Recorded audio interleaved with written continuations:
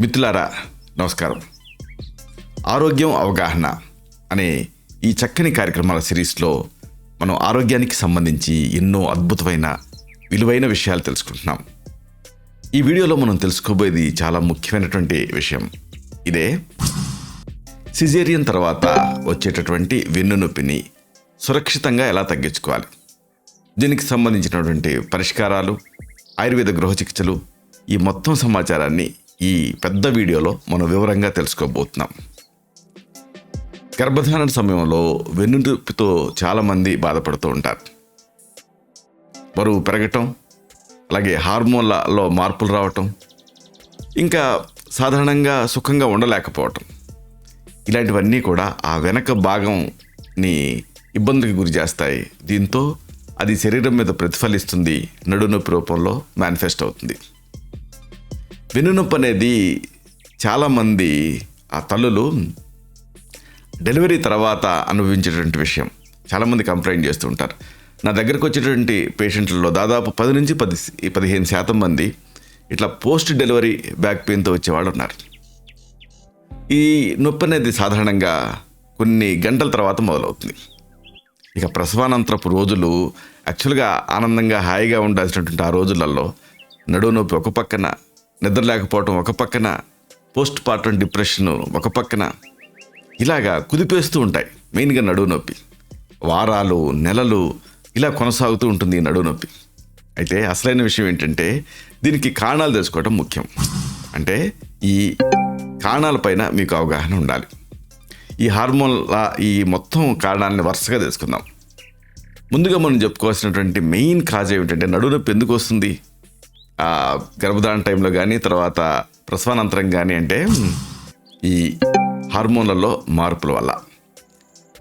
Pregnancy టైంలో అంటే గర్భధారణ సమయంలో ఈ ప్రసవానికి సన్నద్ధం శరీరాన్ని చేయటం అవసరం. దీనికోసం రిలాక్సిన్ అనేటటువంటి ఒక గర్భధారణకు సంబంధించినటువంటి హార్మోన్ విడుదలవుతుంది. ఈ రిలాక్సిన్ అంటే రిలాక్స్ చేస్తుంది. ఈ హార్మోన్ ఏం చేస్తుంది, ఆ స్నాయువులు, ఆ కీళ్ళు, ఆ టెండాన్స్ వీటన్నిటి రిలాక్స్ చేస్తుంది. ఎందుకు చేయాలి అంటే శిశువు తేలిగ్గా బయటకు రావటం కోసం. కీళ్ళు అలాగే ఈ లెగమెంట్లు ఇవి వదులుగా ఉంటాయి కదా, దీంతో ఇక మీ వీప్ అనేది చాలా ఈజీగా బెండ్ అయిపోతుంది. దీంతో ఇది వెన్నునొప్పికి కారణమవుతుంది.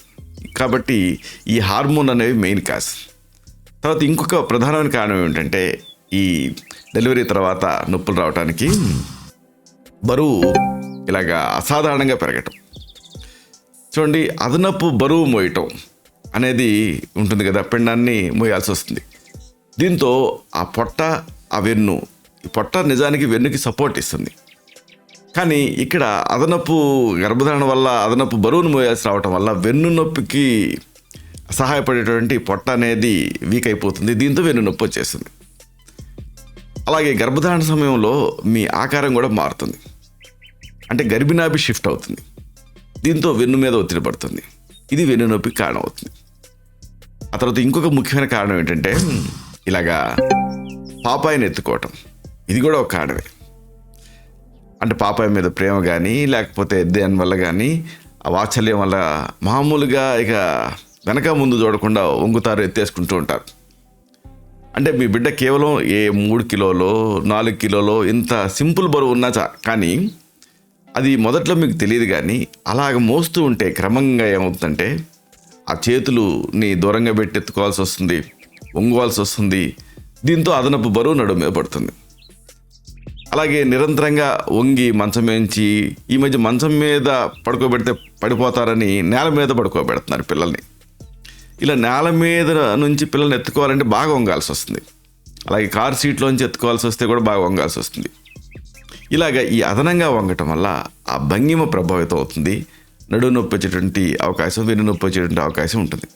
ఇక్కడ మీరు ఏం చేయాలి, వంగకుండా మీ బిడ్డని ఎత్తుకోవాలి. అలా ఎలా సాధ్యం అంటే వెయిట్ లిఫ్టర్లు బరువులు లేపుతారు చూసారా, కూర్చొని లేపుతారు. అలాగే మీరు ఏం చేయాలంటే కూర్చోవాలి. కూర్చొని బిడ్డను ముందు భుజం మీద వేసుకోవాలి. తర్వాత కాళ్ళు ఎడంగా పెట్టి నిటారుగా లేవాలి. ఇది ఒక పద్ధతి. లేకపోతే వంగేటప్పుడు ఒక కాలుని పైకెత్తాలి. అప్పుడు ఆ వీపుని వంచాల్సినటువంటి అవసరం రాదు. ఇలాగ ఈ టెక్నిక్తో మీరు పాపాయిని ఎత్తుకోవాలి. అలాగే ఇంకొక మెయిన్ కాజు డెలివరీ తర్వాత నడుము నొప్పి రావడానికి ఈ తల్లిపాలు సరైన భంగిమలో ఇవ్వకపోవటం, ఇది కూడా ఒక కాజే. సరైన భంగిమ అనేది తెలుసుకోవాలి. అలా తెలుసుకోకుండా ఆతృతతోటి లేకపోతే ఓపిక లేక ఎలా పడితే అలా పాలిస్తే అప్పుడు ఆ మెడకి ఇబ్బంది కలుగుతుంది, అలాగే వెన్నుకి కూడా ఇబ్బంది కలుగుతుంది. కాబట్టి తల్లిపాలు ఇచ్చేటప్పుడు ఈ బ్యాడ్ పాస్చర్ అంటే చెడు భంగిమ వెన్నుముక్కకి ఒత్తిడి పడుతుంది, వెన్ను నొప్పికి కారణం అవుతుంది. కాబట్టి దీన్ని తగ్గించుకోవాలి. అంటే మీ భుజాన్ని రిలాక్స్గా ఉంచాలి. అలాగే పాపాయి కింద మీ చేతిని పోనివ్వాలి. అలాగే దిండు మీద మీ ఒక కాలు పెట్టి అలా రిలాక్స్డ్గా ఇవ్వాలి. ఫీడింగ్ సమయంలో పాప ఎలా తాగుతుందని చాలామంది కిందకు చూస్తూ ఉంటారు. అలాగే 5 నిమిషాలు 10 నిమిషాలు కిందకి చూడటం వల్ల మెడ నొప్పి వస్తుంది. ఆ తర్వాత అది కూడా ఈ వెన్ను నొప్పికి కారణం అవుతుంది. కాబట్టి కొద్దిసేపు చూడొచ్చు, కానీ ఆ తర్వాత స్ట్రైట్గా చూడటం అలవాటు చేసుకోవాలి. అయితే అసలైన విషయం ఏంటంటే సిజేరియన్ తర్వాత ఎందుకు వస్తుంది నడుము నొప్పి అంటే ఈ ఎనస్థీషియా ప్రభావం, ఎనస్థీషియా ఇచ్చేటటువంటి ఆ విధానం, ఎనస్థీషియా ప్రభావం, దీనివల్ల నడుము నొప్పి వస్తుంది. సి సెక్షన్ అంటారు, సిజేరియన్ సెక్షన్. దానికి ముందు మరి ఆ సర్జరీ కాబట్టి ఆపరేషన్ చేయాలంటే మత్తు ఇవ్వాలి. ఇలాగ ఈ మత్తు వల్ల కొన్ని రోజులు, కొన్ని వారాలు, కొన్ని నెలల పాటు ఈ నొప్పి అనేది కంటిన్యూ అవుతుంది.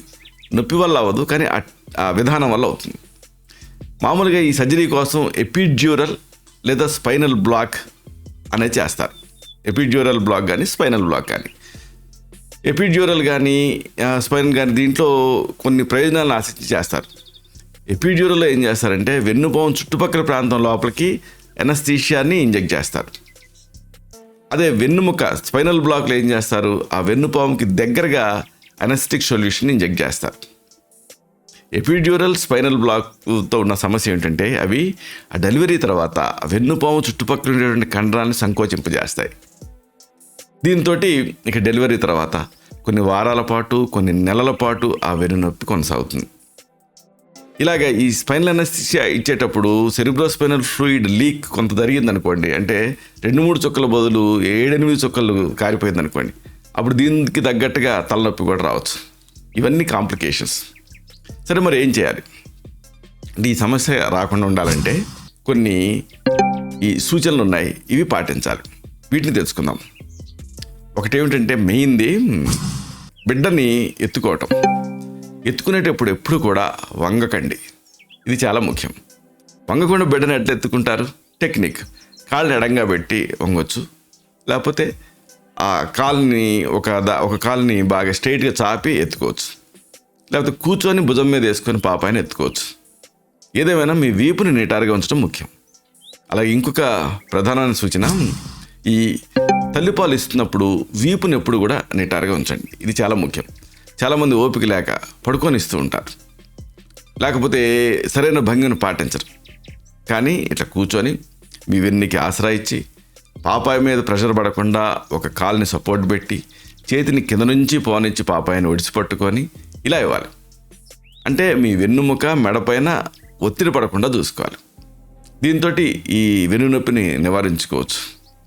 ఇక అన్నిటికంటే ఇంకొక ముఖ్యమైన సూచన ఉంది, ఇదేమిటంటే ఉష్ణోదక స్నానం, వేడి నీళ్ళ స్నానం. ఈ వేడి నీళ్ళతో స్నానం చేయడం వల్ల మజిల్స్ రిలాక్స్ అవుతాయి. వెనక కండాలు మెయిన్గా, అంటే ఆ నడుము నుంచి మొదలెట్టి ఆ వీపు వరకు కూడా రిలాక్స్ అవుతాయి. దీంతో ఆ నొప్పి నుంచి మీరు రిలీఫ్ పొందొచ్చు. అదనంగా వాలుకా స్వేదం అంటే ఇసుకని తీసుకొచ్చి పెనం మీద వేడి చేయండి, తర్వాత దానికి కొద్దిగా నీళ్లు జార్చండి, మళ్ళీ వేడి చేయండి. అప్పుడు తేమతో కూడినటువంటి వేడి కాపడం సిద్ధమవుతుంది. దీంతో కాపడం పెట్టుకోవాలి. ఈ మాయిస్ట్ హీట్ వల్ల మజిల్స్ రిలాక్స్ అవుతాయి, దీంతో వెన్ను నొప్పి తగ్గుతుంది. అయితే సి సెక్షన్ అనేది ఏమిటి? ఒక సర్జరీ. కాబట్టి ఎన్ని రోజుల తర్వాత వేడి నీళ్ళతో స్నానం చేయాలి అనేది ఆ సర్జరీ జరిగిన ఎక్స్టెంట్ని బట్టి ఉంటుంది. కాబట్టి పోస్ట్ సర్జికల్ కేర్ అనేది అవసరం. కాబట్టి మీ డాక్టర్ని సంప్రదించి ఎప్పుడు నుంచి స్నానం చేయొచ్చో తెలుసుకొని ఆ స్నానం చేసే టైంలో ఇలా వేడి నీళ్ళతో స్నానం చేయండి. వేడి నీళ్ళతో స్నానం చేయడానికి ఒక టెక్నిక్ ఉంది. చాలామంది ఏం చేస్తారంటే మన ఇండియన్ కండిషన్స్లో కూర్చుంటారు. అలా నేల మీద కూర్చున్నప్పుడు ఆ వంగినప్పుడు నడుము నొప్పి వస్తుంది. కాబట్టి నిలబడి షవర్ సౌకర్యం ఉంటే ఆ షవర్ నీళ్లు, ఆ వేడి నీళ్లు మీ మెడ మీద పడేలాగా చూసుకోండి. లేదు మీరు నిలబడి ఇంకొక ఎత్తైన స్టూల్ మీద బకెట్ పెట్టుకొని వంగకుండా ఆ బకెట్లో నీళ్లు తీసుకొని స్నానం చేయండి. ఇలాగ మీకు అనువైన రీతిలో స్నానం చేయాలి. అన్నిటికంటే మెయిన్గా చెప్పాల్సింది సున్నితమైనటువంటి ఈ వ్యాయామాలను ఎంచుకొని చేయాలి. అంటే యోగా, స్ట్రెచ్చింగ్, ఇలా సులభమైనటువంటి ఎక్సర్సైజ్లు. వీటితో మీ మజిల్స్ రిలాక్స్ అవుతాయి. స్ట్రెచ్చింగ్ బెస్ట్ ఎక్సర్సైజ్ నడుము నొప్పి తగ్గాలంటే. మెయిన్గా పొత్తి కడుపు కండరాలను స్ట్రెంథన్ చేయాల్సిన అవసరం ఉంటుంది. అలాగే ఆ వీపు వెనక కండరాలని కూడా స్ట్రెంథన్ చేయాలి. దీనికి స్ట్రెచ్చింగ్ చేస్తే మజిల్స్ రిలాక్స్ అవుతాయి. అదనంగా వాకింగ్ షూస్ వేసుకొని నడవచ్చు. దీంతో కూడా రక్త ప్రసరణ పెరుగుతుంది. దీంతో మీ వీపు వెనక భాగానికి సపోర్ట్ వస్తుంది, ఆ స్పాజం రిలీజ్ అవుతుంది. అన్నిటికంటే మెయిన్గా చెప్పాల్సింది విశ్రాంతి. Rest is the best treatment. కాబట్టి బాగా విశ్రాంతి తీసుకోండి. ఆ బ్యాక్కి రెస్ట్ అనేది ముఖ్యం. దీంతో రిపేర్ అవుతుంది. అలాగే ఓవర్గా ఎప్పుడు కూడా యాక్టివ్గా ఉండకండి. వీలున్నప్పుడల్లా నిద్రపోండి. ఇది ఒక పెద్ద ఛాలెంజ్. ఎందుకంటే పాపాయిలు ఏం చేస్తారు, తెల్లారుజామున మేలుకుంటారు. ఈ తెల్లారుజామున మేలుకున్నప్పుడు తెల్లారుజామున చాలామంది తల్లులకి నిద్ర వస్తూ ఉంటుంది. కాబట్టి మీరు పాపాయి ఎప్పుడు నిద్రపోతుందో అప్పుడే మీరు ఆ నిద్రను ప్లాన్ చేసుకోండి. నిద్ర వల్ల రిపేర్ అవుతుంది. శరీరాంతరిక తమన్నాను త్వరగా విడుదలవుతాయి. అలాగే మజిల్స్ రిలాక్స్ అయ్యి రిపేర్కి సాధ్యం అవుతుంది. కాబట్టి రెస్ట్కి ఇంపార్టెన్స్ ఇవ్వండి. అలాగే ఇంకా మెయిన్గా చెప్పాల్సింది ఏంటంటే మసాజ్ థెరపీ. మసాజ్తో కూడా మంచి రిలీఫ్ వస్తుంది. అంటే ఈ బ్యాక్ మసాజ్, దీంతో మీకు రిలాక్సింగ్ ఫీలింగ్ వస్తుంది. ఈ మసాజ్ వల్ల కండరాలలో ఒత్తిడి తగ్గుతుంది, రక్త ప్రసరణ పెరుగుతుంది. మీకు మీ ఇంట్లో వాళ్ళు మీకు మసాజ్ చేయొచ్చు, లేకపోతే ప్రొఫెషనల్ మసాజ్ కూడా తీసుకోవచ్చు. అలాగే ఒకవేళ ఈ సమస్య ఉంది, అప్పుడు ఏదైనా పెయిన్ కిల్లర్లు వాడితే మళ్ళీ మీరు ఒకవేళ పాలిస్తూ ఉంటే అది ఇబ్బంది కదా. కాబట్టి దీనికి ఏంటంటే సురక్షితమైనటువంటి ఆయుర్వేద ఔషధాలు ఉంటాయి. ఈ ఆయుర్వేద ఔషధాలను మీరు వాడుకోవచ్చు. గృహ చికిత్సలు, మందులు ఇవన్నీ కూడా సురక్షితంగా పనిచేస్తాయి. వీటిని వరుసగా తెలుసుకుందాం. మొదట చాలా తేలికైనటువంటి ఒక చికిత్స. సున్నాన్ని వడగట్టాలి. అంటే ఏంటంటే నానబెట్టినటువంటి సున్నాన్ని గుడ్డలో మూట కడితే వడగట్టిన సున్నం అవుతుంది. దీన్ని వడగట్టిన పెరుగుతోటి కలిపి నడుము మీద పట్టేసుకుంటే నడుము నొప్పి తగ్గుతుంది. ఇలాంటిదే ఇంకొక అద్భుతమైన వైద్యం. వడగట్టిన సున్నాన్ని బెల్లంతో కలపాలి, నూరాలి, వేడి పుడుతుంది. వేడి తగ్గకముందే నడుము మీద పట్టేసుకుంటే కూడా మంచి రిలీఫ్ వస్తుంది. ఇంకొక అద్భుతమైన వైద్యం. ఒక గ్లాసు మజ్జిగకి 3 చెంచాలు సున్నపు తేట కలుపుకొని ప్రతిరోజు ఉదయం తాగుతుంటే క్రమంగా నడుము నొప్పి తగ్గుతుంది. ఇలాంటిదే ఈ పోస్ట్ డెలివరీ బ్యాక్ పెయిన్లో మరొక అద్భుతమైన వైద్యం. వాము, దీన్ని ఓమా అంటారు కొన్ని ప్రాంతాల్లో. దీన్ని ఫ్రై చేసి మసి చేయాలి. ఈ వాము మసిని తేనె, నెయ్యి, పంచదార కలపాలి. కలిపి లోపలికి సేవించాలి. దీంతో ఆ గర్భిణీ స్త్రీలలో పోస్ట్ డెలివరీ బ్యాక్ పెయిన్లో వీటిలో మంచి రిలీఫ్ వస్తుంది. ఈ బ్యాక్ పెయిన్ నుంచి మీకు ఉపశమనం వస్తుంది. ఇలాగా ఈ బ్యాక్ పెయిన్ ఉన్నప్పుడు శక్తివంతమైనటువంటి మందులు, మళ్ళీ ప్రమాదకరమైనటువంటి మందులు కాకుండా గృహ చికిత్సలు వాడచ్చు. ఇంకా నొప్పి ఎక్కువ ఉంటే పాలిస్తున్నప్పటికీ సురక్షితంగా ఉండే ఆయుర్వేద ఔషధాలు ఉంటాయి. మహాయోగరాజు గుగ్గులు, యోగరాజు గుగ్గులు ఇలాంటివి. వీటిని మిమ్మల్ని వ్యక్తిగతంగా పరీక్ష చేసి ప్రిస్క్రైబ్ చేయాల్సి ఉంటుంది. ఇలాంటి మరిన్ని ఆసక్తికరమైన విషయాలను తిరిగి ఇదే కార్యక్రమాల పరంపరలో మనం కలుసుకున్నప్పుడు సవివరంగా, సహేతుకంగా, సమగ్రంగా తెలుసుకుందాం.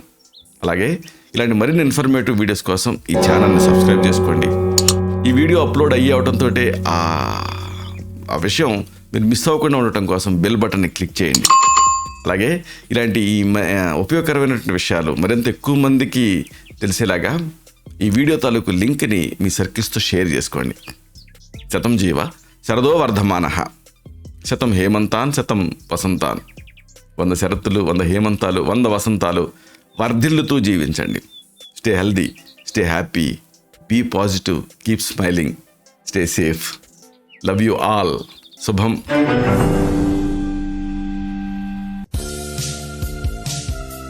Doctor Chirumamilla Murali Manohar, MD Ayurveda, Raksha Ayurvedalaya, plot number 13, Rammurthy Nagar, CBCID colony, Hydernagar, Hyderabad 5,85,000. Telangana State, India. Landmark Kukatpally area, Metro Train Pillar number A663. Email Murali Manohar 2008@gmail.com. Website address www.muralimanohar.com. Phone numbers 9246575510, 9177445454.